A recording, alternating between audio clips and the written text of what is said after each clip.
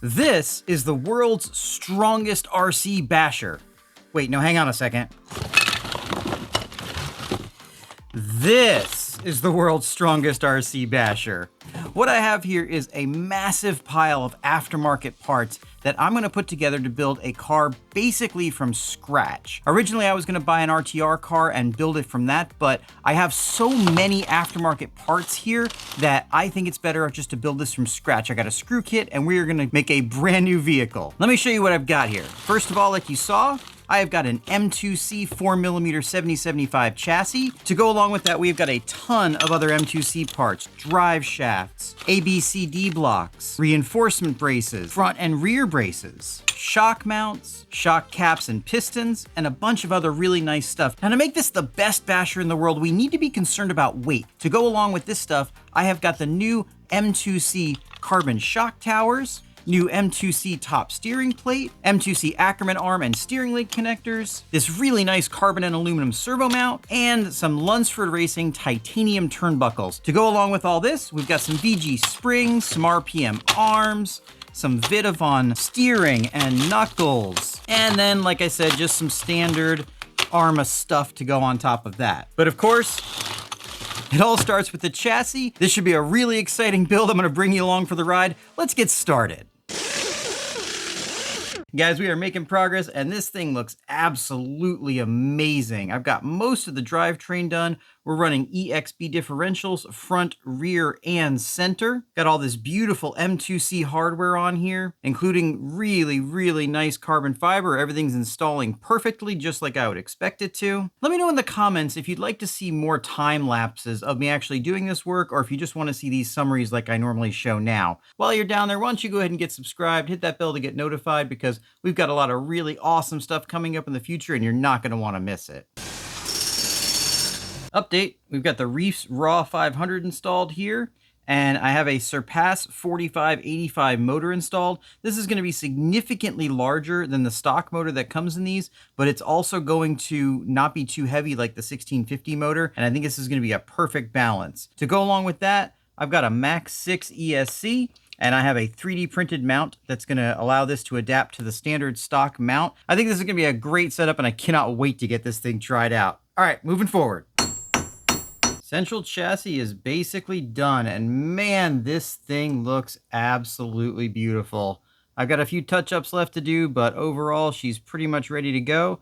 Just need to put the arms on and the body on, button up a few more things, and this thing is going to be ready to rock and roll. And I cannot wait to get this thing out and bash it and see what it can do.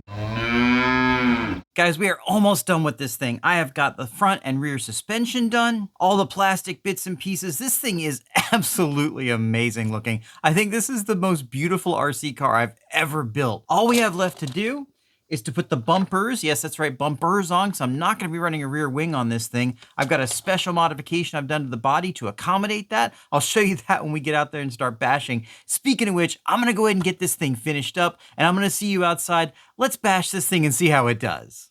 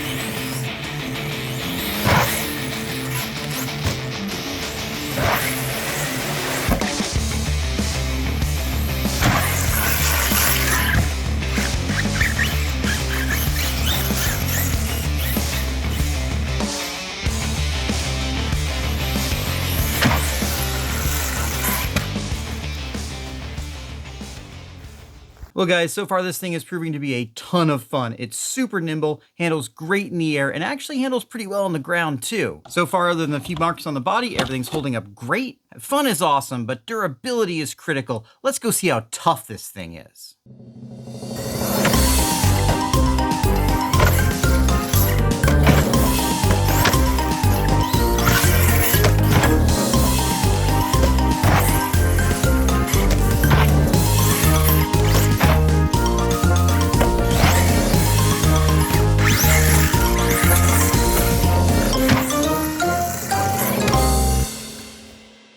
Okay guys, I finally managed to break this thing, and unsurprisingly, it's one of the pieces that I didn't upgrade. That didn't even break, that just pulled out, but it probably did rip out this plastic block back here, so replacing this with the EXB unit would work just fine. I'm sure that this wouldn't happen again. Other than that, this thing has held up absolutely wonderfully. It took some serious hits from really high up in the air, and everything on it is basically still perfect. The way this thing is set up, this is one tough truck. All the carbon still looks good. We did get a little bit of peeling right here on this front carbon fiber, but as you saw, we lost the front body mounts, and I think one of the screws coming out just kind of peeled that off with it, but there's no actual damage to it. The rear tower looks fine. Now, I did actually break one of these rear towers. You can see right here.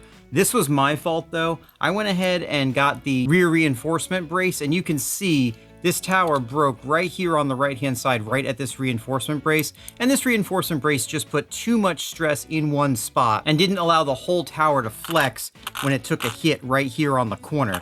Caused it to snap. I replaced it, and this one's holding up just fine. Now, I will say these towers are probably not quite as strong as the 7075 M2C towers. Those are much thicker and much heavier too.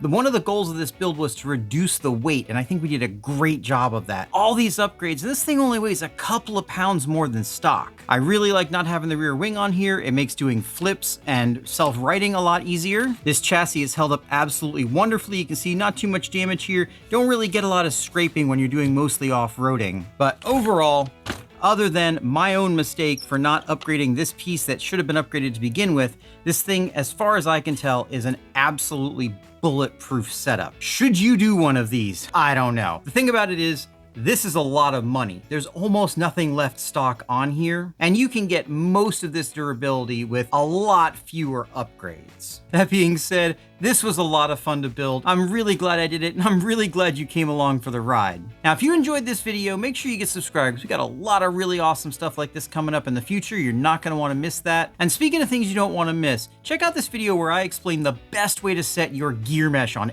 any RC vehicle.